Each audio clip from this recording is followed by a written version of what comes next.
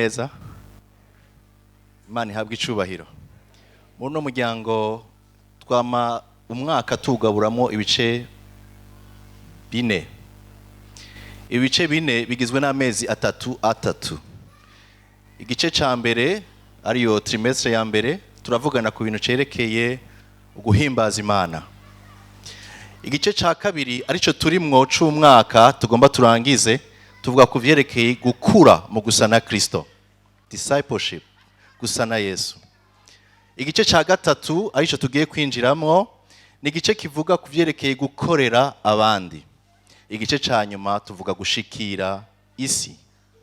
Kubera iyerekwa ryacu canke ico tuvuga ngaha tuvuga ngo turi ihuriro ry'imiryango ihimbaza Imana, ikura mu gusana Kristo, ikorera abandi, ishikira isi. Rero uno munsi ngomba ngo tuvugane muri iki gice turiko turarangiza ikintu cerekeye gukura dusana Kristo.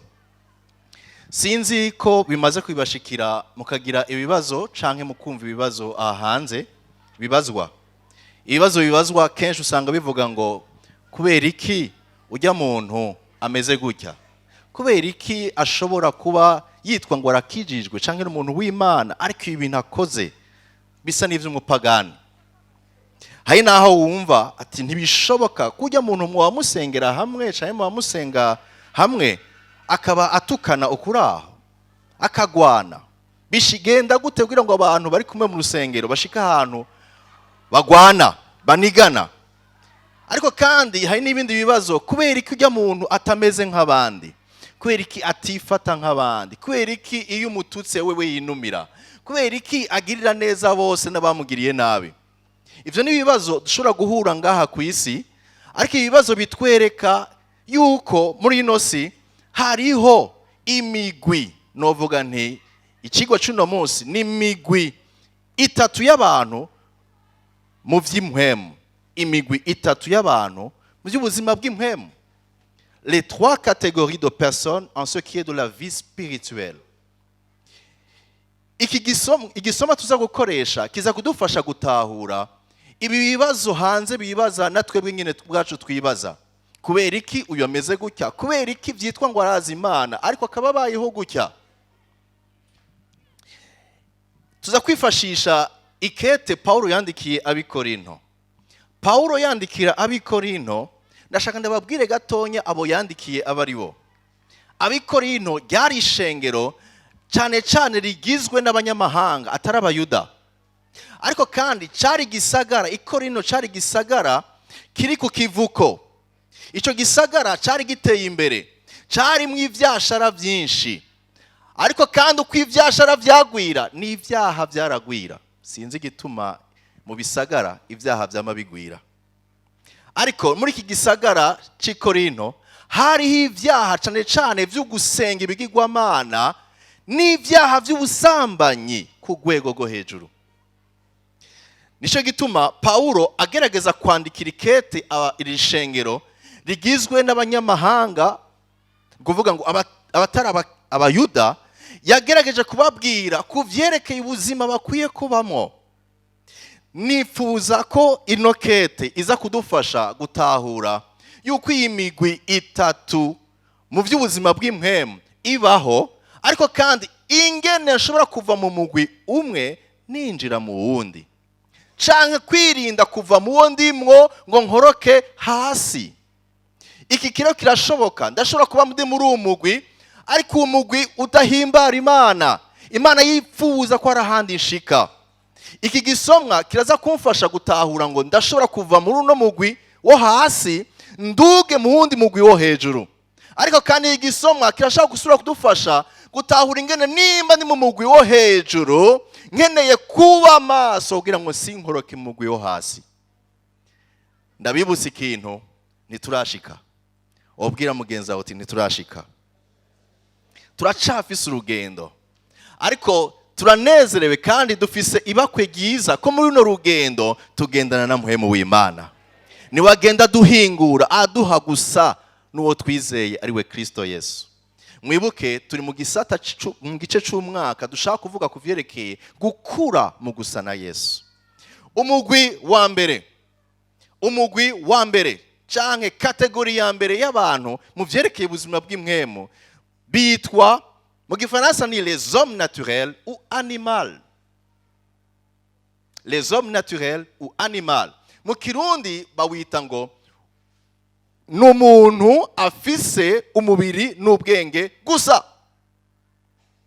N'umuntu afise umubiri n'ubwenge gusa. Reka dusome Abikorinto ba mbere gice ca kabiri umurongo wa 14. Badusomere Abikorinto ba mbere gice ca kabiri umurongo wa 14. Ariko umuntu afise umubiri n'ubwenge gusa ntiyemera ivya Mpwemu w'Imana.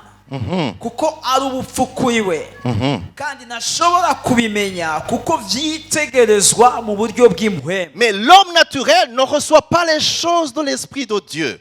Umuntu w'ubwenge n'umubiri gusa ntashobora kwakira ivy'Imana kuko ngo n'ubupfu kuri we, c'est une folie pour lui. Il ne peut les connaître parce que c'est spirituellement qu'on en juge. Ngo ntashobora no kubimenya kuko vyitegerezwa birabwa mu buryo bw'impwemu. Uyu muntu nagomba ndakubwire wandike ibimuranga. Ibimuranga uyu muntu nuko atarakira agakiza. Ntaratahura ivy'inzira y'agakiza. Mu buryo bw'impwemu uyu muntu asa n'uwapfuye. Arafise impwemu yiwe iriho, mugabo impwemu yiwe yatandukanye n'impwemu y'Imana. Nico gituma Bibiliya ivuga ngo uyu muntu aba uwapfuye. Mu buryo bw'impwemu aba ari uwapfuye. Nahagenda, nahakora, nahaza ubwenge, nahaba uwa mbere mu ishuri, nahavumbura ibintu. Mu buryo bw'impwemu nta buzima afise. Asa n'uwapfuye. Uyu muntu rero ikindi kimuranga nuko uyu muntu agende, twibutse ko umuntu yapfuye asa na Adamu na Eva inyuma yo gukora icaha. Adamu na Eva inyuma yo gukora icaha ubuzima bwabo bwatandukanye n'ubuzima bw'Imana. Nta Mana yari ikiganiriza ubugingo bwabo ngo bayumve. Uyu muntu rero asa n'uwapfuye kuko impwemu yiwe ntiri connecte, ntinyuranye na mpwemu w'Imana. Nico gituma uyu muntu acagenda nk'uko les cinq sens zimubwiye. Les cinq sens ndagomanza kubabwira mwarazize. Les cinq sens agendeshwa niki? Agendeshwa na la vue, ivyo abona. La vue. Agendeshwa niki? Na lui, ivyo yumva.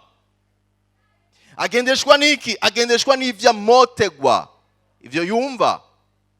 Agendeshwa niki? Agendeshwa n'ivyo aguta, le goût. Ahonja. Nta bantu mwora mumva ngo duhonje. Atari imfungurwa, bagahonja ibindi bintu. Nivyo bimurongora ashaka guhonja, le goût.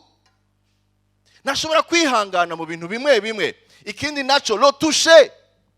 Icakozeko ashaka yibonere icakozeko. Nukuvuga ngo uyu muntu arongorwa n'aya les cinq sens. Izi cinq sens zimurongora mu kubaho. Nico gituma Bibiliya igomba kumwitiranya ahubwo nka l'homme animal. Muri version zindi z'igifaransa babita l'homme animal, umuntu bukoko. Umuntu bukoko canke ameze nk'igikoko. Kubera iki? Igikoko nikigira impwemu. Igikoko kirafise umubiri, kirafise kandi n'umushaha, ariko nikigira impwemu. Nico gituma atagikoko gishobora kuzoja mu ijuru nta mpwemu gifise. Ariko kandi nta gikoko gishobora no guhimbaza Imana. Kirashobora kugaragaza ubwiza bw'Imana, ariko ntigishobora gukonektana n'Imana. Ntigihimbaza Imana. Guhimbaza Imana vyarekuriwe ufise impwemu. Uwo nawe ni iteka twatewe nk'abantu. Haleluya. Inyoni zirashobora kuntanga mu gatondo kuririmba zigaragaza ubwiza bw'Imana, muga ntizishobora kubwira Imana. Haleluya. Ariko jewe ndashobora kuvyuka nka connectana n'Imana kuko mfise impwemu. Uyu muntu rero impwemu yiwe yarapfuye. Nta buzima bw'impwemu afise. Niyumva, nico gituma Bibiliya tubwiye ngo ivy'impwemu n'ivy'Imana ngo n'ubupfu kuri we. nicyo gituma uzokumva bamwe bavuga ngo ivyo bintu byanyu n'ubupfu n'uburofa n'ubujuju nta buzima burimwo, barabahenda barabakorofye. Ntushobora kumubwira ngo atahure, kuko nta mpwemu yiwe nzima iranywana n'Imana ngo yumve ubuzima bw'Imana. Umwanditsi wa Zaburi yaravuze ngo honja wumve ingene Imana iryoshe. Sante comment Dieu est bon. Ntibikunda kuri uyu muntu kuko impwemu yiwe nishobora kunywana n'impwemu y'Imana. Donc icambere c'uyu muntu kimuranga nuko agendeshwa n'umubiri. Afise agatima nk'ak'igikoko, kuko igikoko kigendeshwa na les cinq sens. Ivyo kibonye, ivyo ciyumvamwo, hari naho kibona kikareagisa nabi kikakurya. Rero uyu muntu asa n'uwapfuye mu buryo bw'impwemu. Abanyefeso igice ca 2 murongo wa 1 shoko 3 mwumva ingene bavuga. Avuga ngo namwe yarabagize bazima hamwe mwari mupfuye. Haleluya. Yabagize bazima hamwe mwari mugize iki? Mupfuye, mwishwe n'ibicumuro vy'ivyaha vyanyu. Aha. Murongo wa 2, ivyo mwagenderamwo kera nk'uko ivy'isi bigenda, mwumvira umwami w'abaganza ikirere. Niwe mpwemu ikorera mu bantu b'intabarirwa. Ngo hamwe mwagenderamwo ivyo mwagenderamwo kera nk'uko isi bigenda, kw'isi bigenda, mwumvira umwami w'abaganzi ikirere. Uyu muntu ari muri danger ikomeye cyane. Danger ikomeye ni iyihe? Nuko impwemu yiwe kubera atari nzima, itanywanye na mpwemu w'Imana, aganzwa, ari mu minwe, akoreshwa n'uganza iy'isi y'ikirere. Niyo danger ihari mu bantu bataramenya Imana. Niyo danger ihari. Numva sinzi ngene bibabwira. Umuntu ataranywana na Kristo ngo aho ubugingo bwiwe Kristo Yesu, impwemu yiwe iri muri danger. Kuko impwemu ntikwiye kwirebanga gutya. Kubera itari connect kuri mpwemu w'Imana igatangura kwirebanga, hari iyindi mpwemu iyifata. Kandi iyo mpwemu yifata iciyihahaza ikayijana mu buzima bubi bw'ivyaha. Ngo mwumvira umwami w'abaganzi ikirere, niwe mpwemu ikorera mu bantu b'intabarigwa, les fils de la rébellion. Murongo wa 3. Kandi natwe twahora muri bo kera mu kwifuza kw'imibiri yacu. Wumvise uwo muntu ngene abayeho mu kwifuza kw'imibiri yiwe, tugakora ivy'imibiri n'imitima vyacu bigomba. Ivy'imibiri n'imitima bigomba. Kandi mu kameremere kacu twarabo kurakigwa nk'abandi bose. Uyu muntu rero ntiyigeze amenya Imana. Arashobora kwinjira mu rusengero, mugabo ubuzima bwiwe ntaramenya Imana, kandi ntaravuka ubwa kabiri. Impwemu yiwe iratandukanye n'impwemu y'Imana. Ari mu minwe y'umugwanizi. Akeneye iki? Mwandike ivyo umuntu akeneye. Hokogwa iki kuri uyu muntu? Kugira ngo nimba ari wewe canke uwufasha umenye ngene umufasha. Icambere, uyu muntu akeneye kubwirwa inkuru nziza y'agakiza. Akeneye guhishurirwa Kristo kugira ngo avuke ubwa kabiri. Yohana igice ca 3 murongo wa 3, Yesu ariko arabwira incabwenge y'umunyedini mugabo atigeze amenya Kristo, yitwa Nikodemu. Yaramubwiye ngo birakwiye kuvuka ubwa kabiri, kuko udashobora kuja mu bwami bw'Imana utavutse ubwa kabiri. La condition sine qua non, condition idahinduka ni iki kuri uyu muntu? No kuvuka ubwa kabiri. Ushobora kuba umunyabwenge, waravumbuye ibintu byinshi, uzi ibiharuro, uzi n'icongereza n'igifaransa n'igishinwa ugashirako, ariko ntibishobora kuguha agakiza. Ikiguha agakiza conyene nuko uhishurirwa ico Kristo yakoze ku musaraba, ukamuha ubugingo bwawe. Nukuvuka bwa kabiri, nouvelle naissance, ni ituma impwemu yawe yapfuye isubira kwiconnecta kuri ya mpwemu y'Imana itanga ubugingo. Haleluya. Sinzi ko mwumva yuko hari impwemu itanga ubugingo. Iyo utari connecte nayo nta buzima ufise. Nico gituma uvutse ubwa kabiri ahishuriwe igikorwa Kristo yakoze, yihana ibyaha byiwe, maze Impwemu y'Imana akaza akamuha kwizera igikorwa cakoretse, agasubira kunywana n'Imana. Uyu muntu abavutse ubwa kabiri.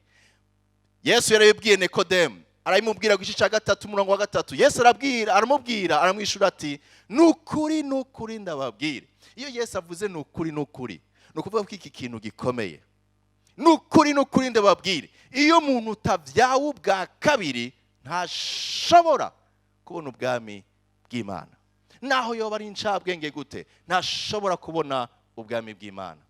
Ico no kwipfuriza umuntu wanje, ico no kwipfuriza abari mu isi bose, si itunga, si ibintu bihinda, si bigerekeranyeko, ariko n'agakiza. Agakiza niho gutuma uronka ubugingo budashira. Ako gakiza twakaronse ku buntu, ku ruhande rwacu n'ubuntu twagiriwe, ariko ku ruhande rw'Imana yatanze ikiguzi c'umwana wayo, amaraso yayo araseseka. Gusuzugura agakiza uri kusuzugura ikiguzi kidasanzwe Imana yatanze. Nico gituma umuntu nk'uyu azohanwa bikomeye, kuko yasuzuguye ikiguzi Imana yatanze kidasanzwe. Ndasenga ndasaba ngo Imana yugurura amaso y'abataramenya inzira y'agakiza, batahure kw'intambuko ya mbere ari ukuva mu buzima bw'urupfu uja mu bugingo. Iyi kategori y'abantu cyangwa umugwi w'abantu urahari kandi ni mwinshi ku isi. N'abantu b'abanyedini, n'abantu vyitwa yuko ivyo keneye vyose barabigukorera, mugabo ntibigeze bahishurirwa icakoretse ku musaraba ngo bahe ubugingo bwabo Kristo Yesu. Uyu muntu icakeneye nuko ivya kera bihita. Abikorinto ba kabiri igice cya 5 umurongo wa 17 batubwira ngo nuko rero umuntu wese iyo ari muri Kristo Yesu aba ari caremwe gisha, ivya kera biba bihise, byose bibicitse bisha. Haleluya. Nuko rero iyo umuntu amaze guhishurirwa inzira y'agakiza, agaha ubugingo bwiwe Kristo Yesu, ivya kera, ivyaha Imana yamwagiriza na Satani kandi akabishingira intahe, biba bihise ngo vyose bicitse bisha. Abacitse icaremwe gishasha, abacitse icaremwe gishasha. Haleluya. Mbega muranezerewe kuko mwavutse ubwa kabiri muba ivyaremwe bishasha. Ndabipfuriza kuba ivyaremwe bishasha. Niyo ngabire, niwo munezero, niwo mugisha wa mbere ushobora kwipfuriza umuntu hano ku isi. Umugwi wa mbere turawuhejeje, tugiye ku mugwi wa kabiri. Tusanga mu Bikorinto ba mbere igice cya 3 kuva ku murongo wa mbere ku murongo wa 3. Tugiye ku mugwi wa kabiri w'abantu mu vyerekeye ubuzima bw'impwemu. Aba bantu kubwanje bene data sinashoboye kubabwira nk'ab'impwemu, ariko nababwiye nk'abaganzwa n'akameremere k'imibiri yabo. Abaganzwa n'akameremere k'imibiri yabo, nk'abana b'inzoya bo muri Kristo. Nk'abana b'inzoya bo muri Kristo. Nabaramije amata, sinabagaburiye ivyo kurya bigumye, kuko mutari bwabishobore, kandi n'ubu ntimurabishobora, kuko muri abana, kuko mukiganzwa n'ivy'akameremere kanyu ko muri mwebwe hari ishari no gutongana. Mumvirize, hari ishari no gutongana. Ntimuganzwa navyo. Mbega ntimuganzwa navyo? Ntimugenda nk'abantu. Ntimugenda nk'abantu. Iki ni kibazo. Umugwi wa kabiri muwandike, n'umugwi w'umuntu aganzwa na kameremere. L'homme charnel. Bibiliya tweretse ngo ni umwana. Umwana kikiki kubwira yuko umwana akeneye guhindurirwa kushe. Agira iki? Ni iki kubwira ko umwana ashonje? Ni iki kumubwira ko umwana agwaye? Ni iki kubwira ko umwana ashuhiwe? Ararira. Imvugo yiwe ni iyihe? Kurira. Ariko uyu muntu mumumve neza, naho ari umwana yaravutse. Haleluya. Iki ni iciza kihari. Yaravutse. arazwi mu muryango ariko aracara umwana. Nico gituma yigira ku mwanda, nico gituma yisesa kw'imfungurwa, nico gituma akora no mu mwanda no mu mucafu akabyisiga ku mpuzu. Aracara umwana. Ariko iciza kihari nuko omwe yaravutse. Mbariza mugenzi ati omwe basi waravutse bwa kabiri. Omwe ijya ntambuko ya mbere warayirenganye, waravutse ubwa kabiri, kuko nico gikomeye ca mbere. Uyu rero Bibiliya itubwira ngo ni umwana mu buryo bw'impwemu. Ni umwana kuko uyu mwana ariko nyine yifata cyangwa nyine abayeho bigaragaza nyine ari umwana. Ariko kandi nashaka kubabwiza ukuri, urashobora kubura umuntu akuze ufise n'imvi ariko ukabura umwana mu buryo bw'impwemu, bikakunanira kandi ukamara n'imyaka n'imyaka uri umwana mu buryo bw'impwemu, ukazorinda upfa uri umwana mu buryo bw'impwemu. Aba bantu, uyu mugwi w'aba bantu niwo ugize abantu benshi babakizwa.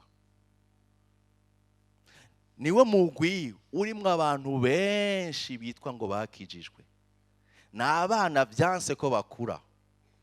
Turaza kuraba icyo tuma uwo muntu akura. Ni abantu buzuye ubusutwa, murabibona? Ni abantu buzuye utujambo jambo, ni abantu basuzugurana, ni abantu buzuye ishari. Wabonye ibyo yaje yambaye, hajya rero ashaka kutwereka ko, murabibona? Ayo n'amajambo menshi yerekana yuko mw'ishengero harashobora kuba huzuye abana. Abo bana rero ikizobikuranga, iyo winjiye mu muryango urimo abana benshi, ni iki bikubwira? Iki? Induru. Hanyuma iyo uravye mu nzu hameze gute? Desordre. Niyo ushasha agatambara, ari igihe mukigira mariage mwamashije agatambara, abaje kubera musaba bwira ati sasasha, hari igihe mutazoshobora gusasa, muzoronka bakakasasura. Nuvuga ngo hari umwana ni desordre. No mu buryo bw'impwemu hariho desordre mu mashengero. Kubera iki? Twujuje abana. Hariho imingumu, harimo amakofi, harimo kuvugana nabi. Kubera iki? Huzuyemwo abana barakijijwe mugabo byaranse ko bakura. Iki kihe rero kirabishe, kuko n'abantu bumva ko bakeneye Imana, baramenye Imana mugabo byaranse ko bakwirikiza ibikenewe kugira ngo bashobore kuja mu rundi rwego rwo gukura. Bategana imitego, umwanya wose n'imitego. Sinzi ko murabona abana, mama yantwaye iki, niwe yavuze, raba ingene ndavye, wama mu manza. Bibiliya rero itubwira ngo iri shengero ry'Ikorinto naho harimwo abakijijwe, ryari ishengero ryuzuyemwo inzoya mu buryo bw'impwemu. Bibiliya yabitubwiye ngo kubera iki yavuga ko huzuyemwo inzoya, ngo mbega mu hagati muri mwebwe ntiharimwo ishari? Ni iki? Jalousie, discorde. N'êtes-vous pas charnel? Ne marchez-vous pas d'une manière toute humaine? Nimugenda nk'abantu, nimubayeho nk'abantu. Aho niho rero isi izogera igihe igacanganikirwa. Uvuga ati nimba bakizwa mukizwa kujya ibintu byanyu ntavyo nshaka. Kubera iki? Bakuzi umaze imyaka mu ishengero, ufise n'ikibibiriya kinini, ufise n'indirimbo, ufise n'igitabo c'ingenzi, ariko ntiwigeze uhinduka. Ntiwigeze uhinduka. Urafise na wokovu, ubifise vyose, ufise n'igishakoshi kinini, mugabo nticigeze kiguhindura. Abantu bakamara ukuntu uca kw'irembo ryabo, ariko induru utera ababanyi ni kibazo. Ngo amazi ngo ameze nabi yaciye, ngo yashesha amazi imbere yawe, induru ukacuja kwa musitanteri canke ucuja kwa do quartier. Uwo ninde? Ni wa mukizwa. Ibi bintu ndabihakanye. Hanyuma dimanche bakakuntu ufise bya bitabo bishika bingahe ugiye ku rusengero. Nico gituma benshi byanka ko bakizwa, kuko amashengero yuzuyemo abana babujije abandi bashaka gukizwa. Mbwirira mugenzi wawe uti vraiment ntubroke abantu tumuvuga ko bivuyemo reka kubroka abantu, reka kubroka abandi. Byarakunaniye, egera abakozi b'Imana bagufashe ingene ushobora guhinduka, ariko ureke kubroka abantu. Aba bantu rero twavuze, mumvirize iki kintu. Iri shengero ry'Ikorinto, sinzi ko muzi igitabo cy'Ikorinto, nico gitabo kivuga ivyerekeye ingabire. Murabizi? Abikorinto ba mbere igice cya 14 kiravuga ivy'ingabire cyane, na 13 kiravuga ivy'ingabire. Nukuvuga ngo aba bantu bari bafise ingabire. Ivyo bintu mwumva mvuze birumvikana canke ntivyumvikana? Umviriza Abikorinto ba mbere igice cya mbere umurongo w'indwi, wumviriza ingene ariko arabavuga. Umurongo w'indwi, Abikorinto ba mbere igice cya mbere umurongo w'indwi, havuga ngo bituma mutagira ingabire n'imwe muhaza. Aba bantu nta ngabire bari bahajije, bari bafise ingabire zose, mwiteze guhishurwa k'umwami wacu Yesu Kristo. Akari murakumvise? Uyu murongo mukompare, mugereranye n'uyu murongo ngoma ndabahe. Umurongo w'Abikorinto ba mbere 11, igice cya mbere umurongo wa 11 na 12. Mumvise ubwa mbere batubwiye ngo bafise ingabire zose. Umurongo wa 11 na 12 bawume. Kuko nabariwe ivyanyu bene data nabo kwa Kilowe yuko hari imitongano muri mwebwe. Ico mvuze ni iki, umuntu wese muri mwebwe avuga ati jeho ndi uwa Paulo, umwe avuga ngo jewe ndi uwa Paulo, undi jeho ndi uwa Apolo, undi ndi uwa Apolo, undi jewe ndi uwa Kefa, undi jeho ndi uwa Kristo. Uwitwa ko ari uw'impwemu nawe ati nanje ndi uwa Kristo. Mumvise ishengero rimeze gute? Bafise ingabire ntazo bahajije, nta ngabire n'imwe bahajije. Ariko mu rundi ruhande Paulo ariko babona mwiki division. Jewe ndi uwa apostle, jewe ndi uwa prophet kanaka, jewe ndi uwa pastor kanaka, nije mvuga cyo kimwe ntawe. Ibi bintu biragahera, bigaragaza ubwana, nivyo bizana intambara hagati y'abizera. Nivyo aba bantu bafise ingabire, ariko aba bantu ntibigeze bahingurwa muri character. Iyi akanakaga ishengero rifise yuko hari abantu basigaye binezerererwa, bakiryohererwa n'ingabire, ariko ubuzima bwabo budahinduka.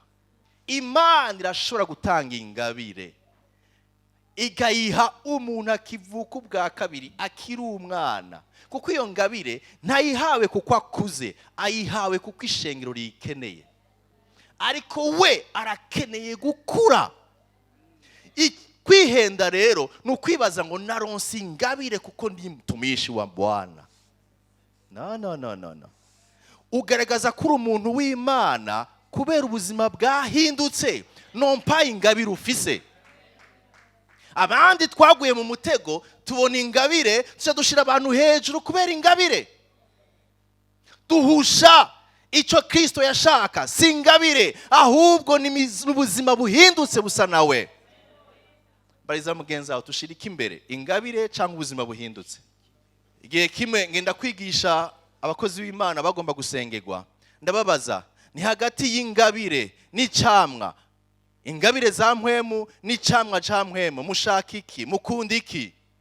Umwe muri bo arambwira ijambo ntazokwibagira, ati pastor jewe nshaka ingabire. Ati ndamubaza ni kubera iki? Iyo ufise ingabire ni noti ziraza, ariko iyo ufise icamwa kigaragaza iki? Ubuzima buhindutse, amahoro, umunezero. Reka dusome ivyamwa vya mpwemu muvyumve. Abagalatiya 5:19-21.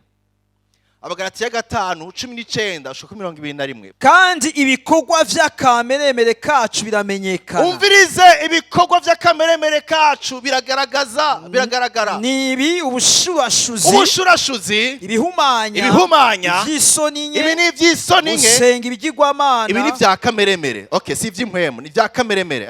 uburozi, ubwansi, intonganya, ishavu, ikeba, kwitandukanya, ibice, inzigo, kuboregwa, kudandahigwa n'ibindi bene ivyo ndabibaburiye nk'uko nabibaburiye kera, yuko abakora ibisa bityo batazoragwa ubwami bw'Imana. Niwashika muhira ufate liste, hanyuma uzuraraba ushire ko ti iki navuga nti iki ndagifise, iki ndacagifise, Imana ifashe, iki Imana iri kwira kimpindurira. Wievaluate, wisuzume urugezo uriko, kuko nico kikumenyesha umugwi urimwo. Turi kumwe? Donc aba bantu umuntu arambwira ati jewe nshaka ingabire. Mumvise igituma yashaka ingabire. Ariko ingabire ushobora kuyironka ukabura umuntu afise ingabire swat akora ibitangaza ariko yuzuye ishavu, yuzuye ubushakanye, yaheza gukora ibitangaza akajana abana b'abandi akabagirira ivyamfura mbi. Kubera iki? Ni rari ntiyigeze ahinduka mu buzima bw'ubushakanye. Yarakeneye kuririra Imana ahubwo ngo imuhindure imbere yo gukoresha iyo ngabire.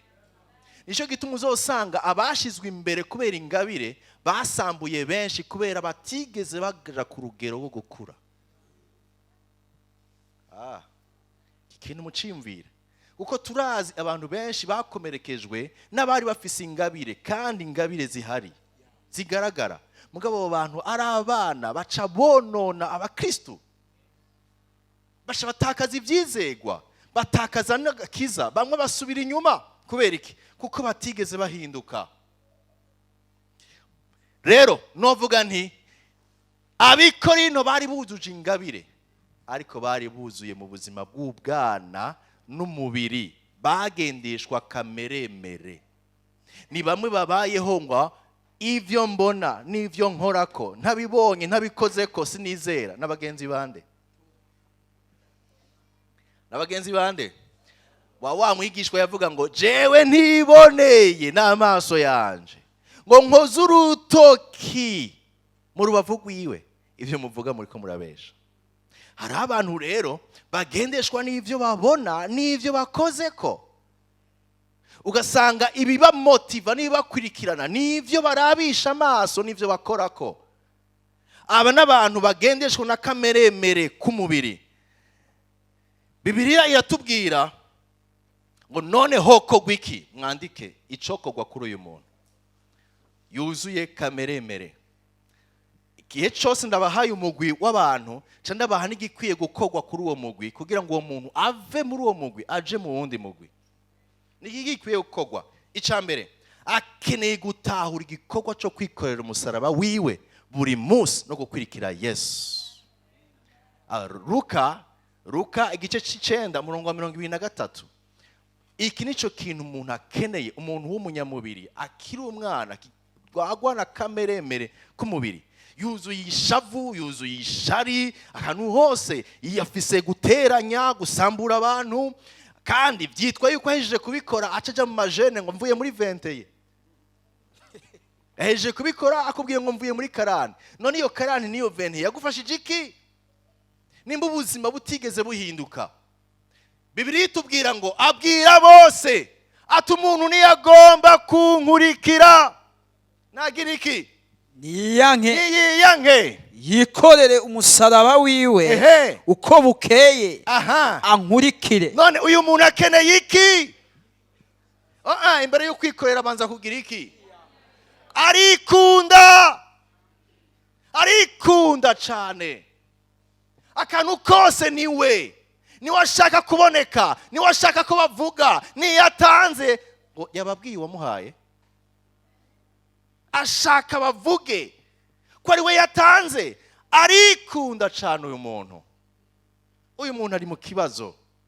Icyo akeneye ni igikorwa cy'umusaraba. Umusaraba igikorwa cyawo ni giki? Nukumenagura ahantu hose hakomantaye, ahantu hose hakiri jewe, hakamenagurwa kugira ngo haseruke Kristo. Ninde ushaka ko ahabwa icubahiro mu byo wakoze no mu byo ufise? Ninde wifuza ko ashimwa mu byo ufise no mu byo wahawe? Ninde? iyo ushaka ko ari wewe uracakeneye igikorwa cy'umusaraba. Nicyo gituma Yesu avuga ngo umuntu niyashaka kunkurikira icambere yiyanke, kuko ari ikunda birengeje, yiyumvira abandi, hanyuma yikorera umusaraba wiwe, kuko umuntu wese arafise umusaraba wiwe, kandi dufise imisaraba itangana bivanye naho dushaka kujabuka. Hari abafise imisaraba miremire, hari n'abafise migufi. Ari ikibabaje no kuba bafise migufi nibo barira cyane. Yikorera umusaraba wiwe, hanyuma agira iki? Ankurikire ryari? Mu ndabire ibyo bavuze. Ankurikire ryari? Rimwe azobahejeje. Yesu ndakwakira nk'umwami n'umukiza. Haleluya, amen. Ndacitse mu Kristo. Umusaraba depose hariya. Sasa no. Yikorera umusaraba wiwe ryari? Uko bukeye buri munsi. Nicyo gituma n'ubu ntushobora kubaza ni bande bazanye imisaraba yabo. Hariho benshi bayisize muhira. Iyo uvyutse kujya urondera agahuzu wambara, ntiwibagire no kwikorera umusaraba. Umusaraba ni iki? Umusaraba ni igikoresho kikwica, cica bwa bwibone bwawe uko bukeye uko bwije. Nicyo gituma imbere yo gusohoka muhira ibuka kwikorera umusaraba. Mana sishaka kuboneka, Mana ndashaka guhesha icubahiro mu byo nza gukora, ndashaka ubwenge nza gukoresha buze kugushira hejuru, ndashaka amajambo yanje ntaba yanje yikumpa icubahiro ariko abaye guhesha icubahiro. Ndashaka ivyo nkora Mana bihezagirwe nawe kuko uzoburimwo. Ngo wikoreye umusaraba. Ariko benshi dushira imisaraba ku mahereni no ku magufu, ariko umusaraba wa vrai umwe wo mu mpwemu ntawe twikorera. Wikorera umusaraba wawe uko bukeye unkurikire. Nicyo gikorwa Kristo tugomba ko kugira ngo tuve mu bwana. Ikindi cya kabiri gifasha uyu muntu gupfa muri uyu mugwi w'abantu baganzwe na kameremere ni iki? Kwiga ijambo ry'Imana no gusenga. Yesu aravuga, mwumvirize umurongo Mariko 14:38. Yesu avuga ngo nimube maso musenge nimuje mu mosha. Umuntu adasenga yamagwa mu mosha mabi. Biri naturel yuko iyo udasenga, iyo utegera Imana, icyaha kirakwegera kandi kiruha kigutaye hasi.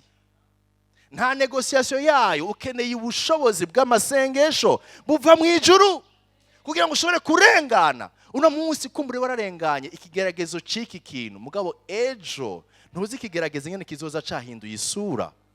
Icyo ukeneye no guterura amasengesho, no kwiyama de la prière. Impwemu, amasengesho aza gufasha impwemu yawe kuba impwemu ikomeye ishobora kurengana ibigeragezo bikomeye.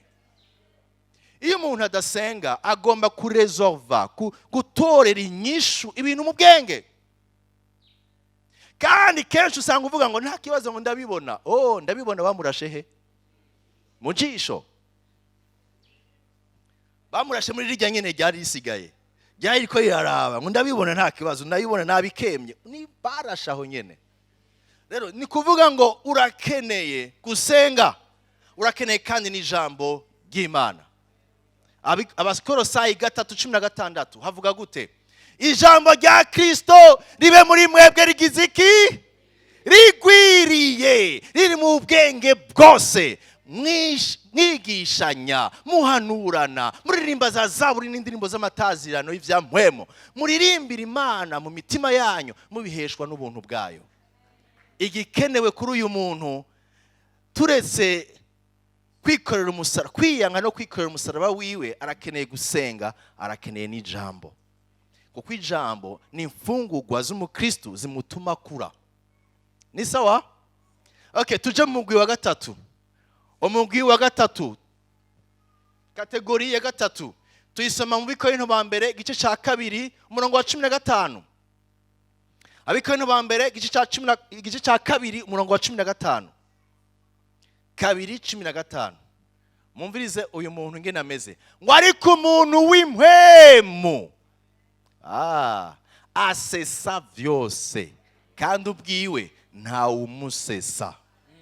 Iyi kategori musure mwerekane, iyi kategori ivuga ngo ni bande? Umuntu w'impwemu, l'homme spirituel, l'homme ou la femme nico kimwe, ariko umuntu w'impwemu. Uwa mbere yari umwana yagendeshwa na kamere k'umubiri, yarongorwa n'ivy'umubiri, ariko uyu muntu we murumva ko ari umuntu w'iki? W'impwemu. Uyu muntu w'impwemu nimwandike ibimuranga. Ibimuranga ni biki? Mushake muvyandike. Uyu muntu turese ko yavutse ubwa kabiri, turese kandi yuko yamenye Kristo, impwemu yiwe ari nzima, yanywanye na muhemu w'Imana, uyu muntu arumva aranatahura cyane ivyerekeye ubuzima bw'impwemu. Kandi uyu muntu arakunda kunywana cyane no kumvira mpwemu yera. Abaroma 8:16 bavuga ngo mpwemu w'Imana abwiririkanya na mpwemu yacu ko turi abana b'Imana. Kuvuga ngo hariho mpwemu w'Imana abwira nde? Mpwemu wacu, na mpwemu wacu agasubiza mpwemu w'Imana ati nivyo naramenye Imana. Haleluya. Barabwiririkanya, bashingiranira intahe y'uko uri umwana w'Imana. Uyu muntu rero hari ibintu bimuranga. Navuze nti icambere, il est plus conscient de sa vie spirituelle. Arumva aratahura ivyerekeye ubuzima bw'impwemu. Kubera iki? Ari sensible. Iki tuzokiganira ku wundi munsi kandi nzocinjiramo cyane kuvyerekeye umuntu w'impwemu, l'homme spirituel. Ariko uyu muntu mu ncamake nciye hejuru, uyu muntu aranywana, afise ubusabane budasanzwe na mpwemu w'Imana. Sans jugement, iyo bavuze ngo asesa vyose, gusesa ni nko gusobanukirwa, ni nko gutahura, ni jugement. Il juge tout. Ni ukuvuga ngo vyose arabisobanukirwa, afise sens d'analyse et de décision. Il est poussé, guidé par le Saint-Esprit. Afise gutahura, kumenya ivy'ubuzima bw'impwemu, kandi arongorwa na mpwemu w'Imana mu ma décision afata.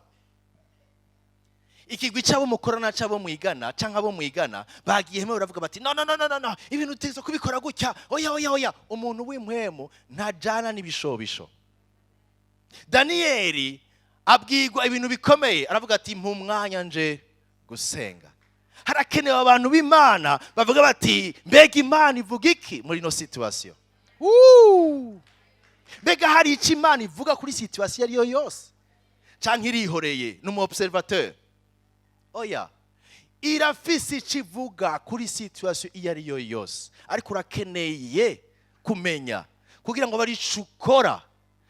Abakoreye mu mubiri bafise ukwicuza nuno munsi bakirimwo, les hommes charnels ou les femmes charnelles, abantu bo mu mubiri uno munsi bari mu kwicuza. Kubera iki? Kuko ivyo bakoze bama bariko baricuza kubera ivyo bakoze, ivyo bakora, ibintu nakoze kandi nkijijwe, ibintu nabayemwo, none nzosura guca mu bantu gute? Kubera iki? Watwawe na kameremere. Ariko umuntu w'impwemu ntahuruduka, nasimbira kuri opportunité ngo nakabakwe yo iyi diri ntindengane. Amadiri menshi arisha abantu, kandi bari mu ishengero gushika amazu yabo afatwa, ibintu byabo bigafatwa, kuko ngo yashatse gusimbira kuri iryo faranga yari diri. Ntiyigeze abaza Imana. Iryo diri ryarimo umugwanize yari yicayemo n'intebe ya divan, wagiye kumupfukamira. Bamaso bantu b'Imana, bamaso. Ndakivuga gato mugabo nzocinjiramwo tuyifate dimanche iza, nzovuga sur l'homme spirituel. Haleluya. Ngaha ndiko ndavuga rero ngo uyu muntu ntarongorwa n'ibishobisho, arajuja. So sens de jugement, uko asobanukirwa cyangwa asesa ibintu, arongorwa na mpwemu w'Imana. Uyu muntu ntiyivanga, yemera no kubabara, naho abantu batamutahura, ariko wewe atahuye ko Imana imushigikiye arabandanya. Ntari muri compromis, ntari mu kwivanga no mu gucanga ibintu bitari vyo. Il ne fait pas les choses pour satisfaire les hommes. Ntanezererwa kunezereza abantu, ariko arondera kunezereza Imana. Ivyo biba bihagije pour cet homme, kuri uwo muntu. Ikindi kimuranga, kubera ubusabane afise no kunywana na Mpwemu w'Imana, afise ivyamwa bimugaragara ko vya Mpwemu. Abagalatiya 5:22 mwumve ivyamwa afise. Ibintu bica vyama. Ivyamwa mwumvise ko atari biterano. Muramaze kubona ivyamwa vy'ibiterano? Ivyamwa vy'ibiterano, ibiterano vy'ibiplastiki canke vy'imbaho. Iyo wihenze ukabishira kwa menyo umererwa gute? Ikibazo. Kuko ivyo vyamwa ntivyigeze bikura. Ni biterano n'amafabrication. Ariko uyu unye kubera ubuzima bw'Impwemu hari ivyamwa yameze yamye. Nibihe? Ivyo Mpwemu yamwa. Ivy'Impwemu yama urukundo. Umunezero, amahoro. Umunezero, amahoro. Kwihangana. Kugira neza ingeso nziza. Kugira neza ingeso nziza. Kumwizigirwa, mugwaneza. Kwirinda. Imeze bityo na vyagezwe bibibuza. Haleluya. Ngibi bigaragara kuri uyo muntu. Naho nyene ndabasabye nimwashika muhira mufate liste. Bibiliya iravuga ngo bari mwebwe mwisuzuma. Mu Bikorino niko bavuga. Paulo yandikira abantu nyene Bikorino ngo bari mwebwe mwisuzuma. Namwe mufate liste. Muri ibi vyamwa vya Mpwemu nibiki mfise nibiki mpajije. Mbega ndirinda. Bavuzemo kwirinda. Iki kintu ndagikunda cane. Kiri mu vyamwa nkunda gose. Kwirinda. Iyo umukristo atazi kwirinda agwa mu mitego myinshi mugwanize. Satani ntushobora kumukwepa ngo dukoresheje amayeri. Oya. Ndabasabye mumbwire afise imyaka ingahe?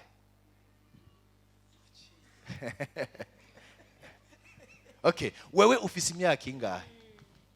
Yatanguye kubaho ryari? Imbere yuko abangaha ku isi mbega hari ahandi hantu yabaye? None wewe urinde kugira uvuge ngo mu bwenge bwanje ndashobora kumucamwo. Ntushobora. Ukeneye Mpwemu w'Imana wagufashe kumenya ingene ushobora guhagarara mu masituasiyo ariyo yose no kwirinda, kuko imitego y'umugwanizi ni myinshi. Ni myinshi. Aragutega aciye muri ibi, akagutega aciye muri biriya, akagutega muri cyane agutega aciye muri hantu ufitiye intege nke. Point faible yawe urayizi. Nimba uyizi urakeneye kwirinda. Ndagusaba ubwire mugenzi wawe uririnda muri bya bintu. Ni wabizi ntugire ikibazo aca bimenya. Muri bya bintu uririnda. Hakenewe iki? Hokogwa iki kuri uno muntu? Okay. Si ibintu byinshi. Kuri uno muntu w'Impwemu murumva ko ageze ahantu heza. Ndabapfinze igikogwa, igikenewe gukogwa. Ni mu Bikorino ba mbere igice c'10 umurongo wa 12. Mumvirize ico Paulo avuga.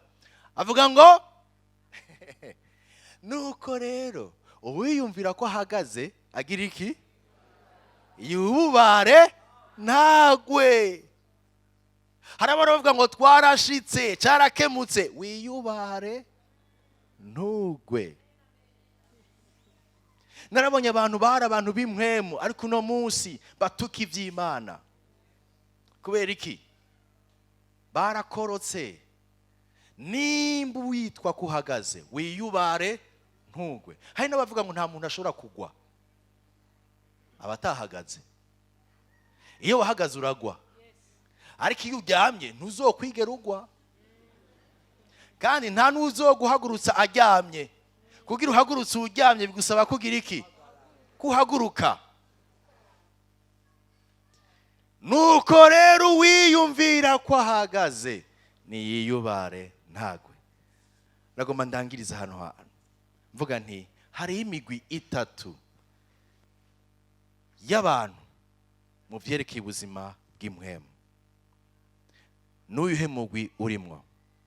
Umugwi wa mbere n'abantu buntu, mu Gifaransa ho banavuga ngo l'homme animal, babaho nk'abantu b'ibikoko, bagendeshwa gusana n'ubwenge n'ivyiyumviro n'umubiri.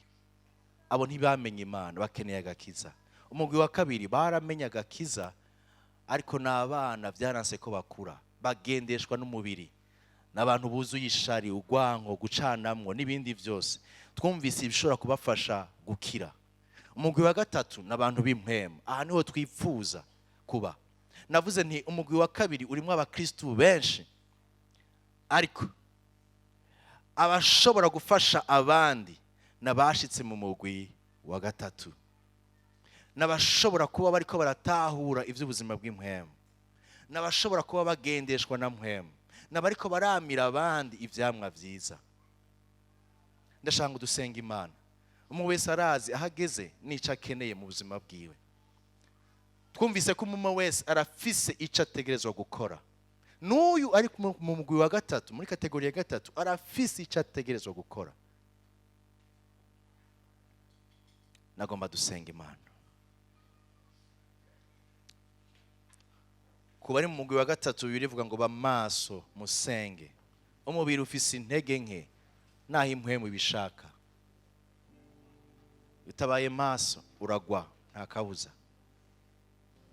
Urakeneye kwa muri kurasenga Imana, mpindura ugomba.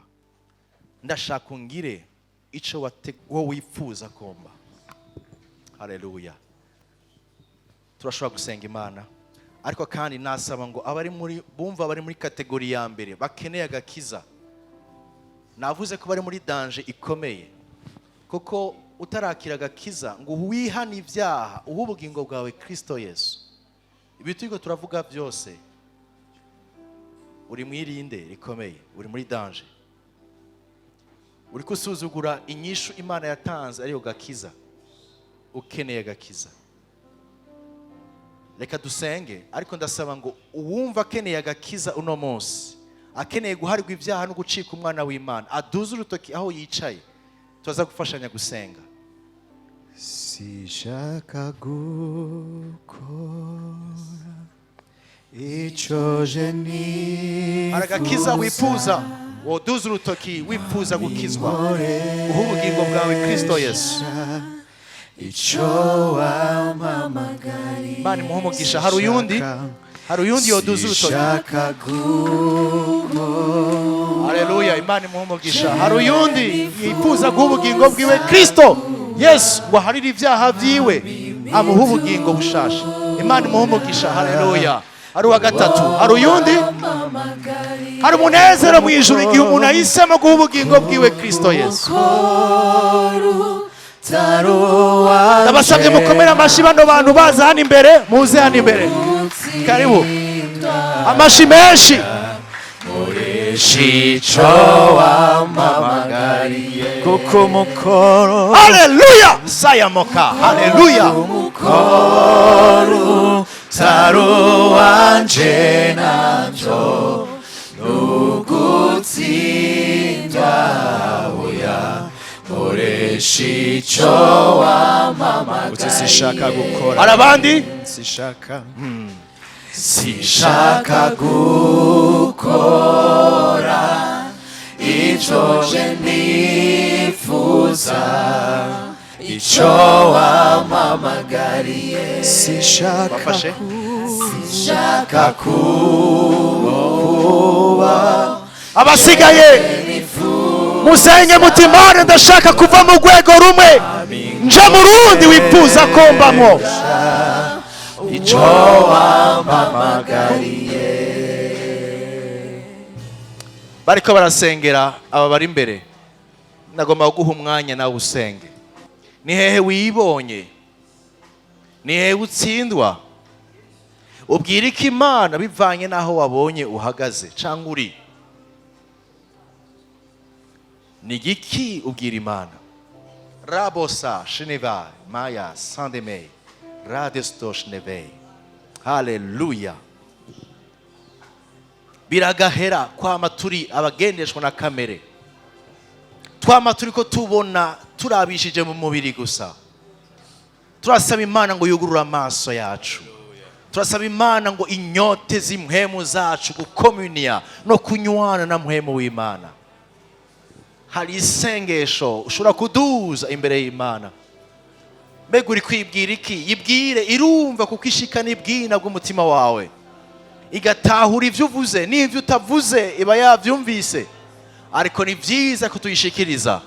Raya bosaya shnebe maisaya. Senga, senga, senga, senga. Nukwiye kwingingwa gusenga no kuganiriza Imana yawe. Oya, ariko bikwiye kuba ubuzima. Aya saya, bikwiye kuba ubugingo. Aya sa, mwizina rya Yesu. Haleluya, haleluya. Ngo Mana turashaka kutujana kurundi rugezo.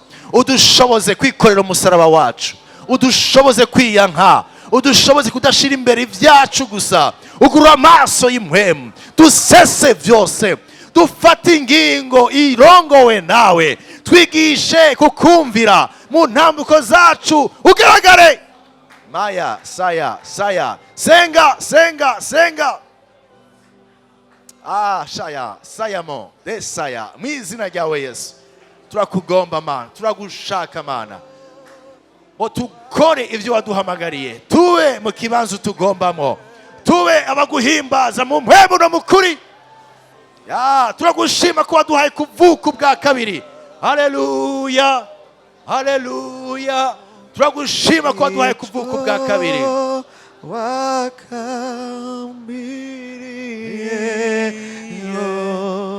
Ubwirike Imana bivanye naho mpwemu yakuganiririje, mpwemu yakubwiye, ariko ubwirike Imana kino gitondo. Dore mbimbere Asha mwizina ryawe Yesu turagomba wewe unkoreshe unkoreshe shusha. Haleluya. Ico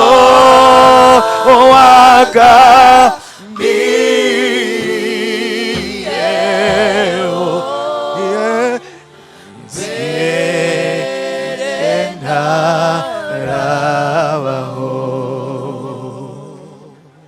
Mwami Yesu, turaje ishengero ryawe waguze amaraso y'igiciro. Turihana intege nke zacu, turihana ukutakumvira, turihana ukwikunda, turihana Mana ngo tubabarire, utwigishe kukurondera no kurondera inyonga zawe. Aya saya, uyigishe imitima yacu kunyoterwa ivy'impwemu. Mana dukure muri ubu bwana butuma n'abandi batakumenya, udushoboze. Nsengera ishengero ryawe Mana ngo utwigishe guhagarara neza mu vy'ugomba. Ndasengeye wowe wese yumvise ino jambo Mana, ajana umuhigo kandi ushishikare gucanira impwemu yiwe kugira ngo abe mu kibanza ugomba kwabamo.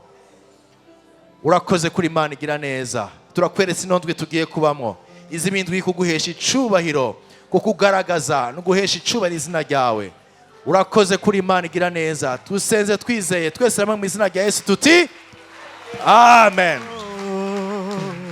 Muze mugire indwi nziza, mube maso, mugende murondera ivy'impwemu.